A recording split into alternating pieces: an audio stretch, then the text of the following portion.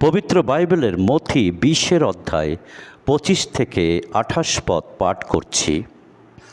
প্রভু যীশু বলছেন, তোমরা এই কথা জানো যে অজিহুদীদের মধ্যে শাসনকর্তারা তাদের প্রভু হয় এবং নেতারা তাদের উপর হুকুম চালায়, কিন্তু তোমাদের মধ্যে তা হওয়া উচিত নয়। তোমাদের মধ্যে যে বড় হতে চায় তাকে তোমাদের সেবাকারী হতে হবে, আর যে প্রথম হতে চায় তাকে তোমাদের দাস হতে হবে।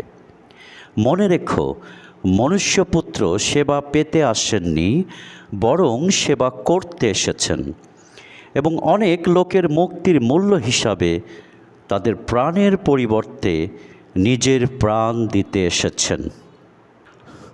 পবিত্র বাইবেলের যে অংশটি আপনাদের মাঝে আমি পাঠ করলাম, অর্থাৎ প্রভুর যে শিক্ষা, সেই শিক্ষা আমাদেরকেই শেখায় আমাদের প্রভুর জীবনের মূল দর্শন এবং নিঃস্বার্থ ভালোবাসা।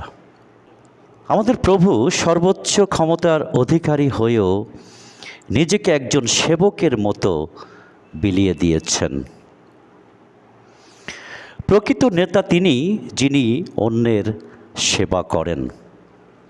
প্রভু যীশু নিজের জীবনকে মানুষের মুক্তির জন্য নিজেকে উৎসর্গ করে সেবার সর্বোচ্চ উদাহরণ সৃষ্টি করেছেন।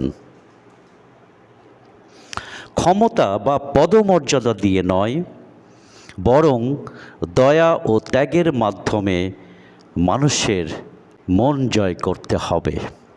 বড় হওয়ার প্রকৃত উপায় হল অন্যদের সেবা করা। আমাদের প্রভু যীশুর জীবন থেকে আমরা সেই শিক্ষা পাই। প্রভুর জয় হোক। আমেন।